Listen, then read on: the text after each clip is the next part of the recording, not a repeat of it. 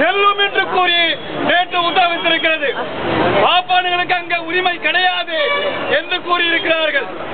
அதே போன்று எல்லா கோயில்களிலும் பாப்பானு வெளியேற்ற வேண்டும் என்பதுதான் பெரியாரின் கொள்கை. நீ யார் ஒன்றாலும் போய் சாமி கும்பிட்டுக்கோ, ஆனால் அந்த கோயிலில் பாப்பா இருக்கக்கூடாது என்று கூறினார்கள். பெரியாருடைய கொள்கையே ஆதிக்கம் செய்வதை தடுக்க வேண்டும். நேற்றைய தினம் நமது தமிழ்நாட்டு மந்திரி அழகிரி அவர்கள் தமிழிலே பேச வேண்டும் என்று டெல்லியிலே கோரிக்கை வைத்திருக்கிறார்கள். ஆணவம் முடித்த காங்கிரஸ் அரசாங்கம், ஆணவம் முடித்த சோனியா காந்தி அரசாங்கம் தமிழிலே பேசக்கூடாது என்று இன்று உத்தரவு போட்டிருக்கிறார்கள். ஆணவம் முடித்த காங்கிரஸை வீழ்த்த வேண்டும் என்றுதான் பெரியார் கூறினார்கள். பெரியார் காங்கிரஸ் கட்சியிலே தான் இருந்தார். அது திமிர் பிடித்த கட்சி, உதவிகளை ஏற்றுக்கொண்டு அழிக்கும்.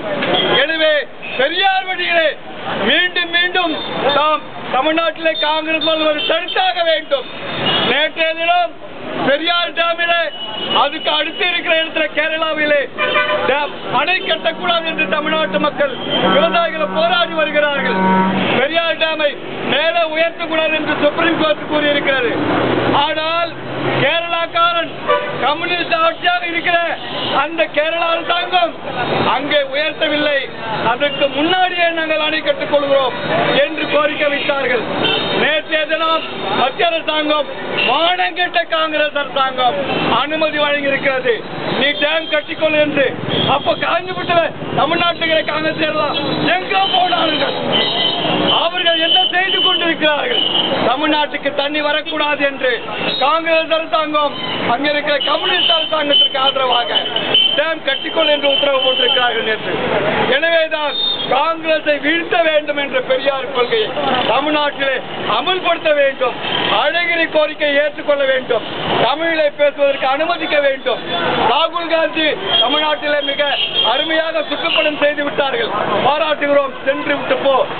ஆனால் பஞ்சாபிலே கல்லால் அடித்திருக்கிறார்கள் ராஜீவ் காந்தியை. பஞ்சாபில் இருக்கிற மக்கள் ராஜீவ் காந்தியை போ, வெளியே போய் என்று அடித்திருக்கிறார்கள். அந்த அளவுக்கு உணர்ச்சி பிழம்போடு பஞ்சாப் மக்கள் இருந்து கொண்டிருக்கிறார்கள். நாம் அப்படி இல்லை என்றாலும் கூட நமது உரிமைகளை பாதுகாப்பதற்காக பெரியார் வழியிலே போராட வேண்டும் என்று கூறி வாய்ப்புக்கு நன்றி கூட விடைபெற்றுக் கொள்கிறேன்.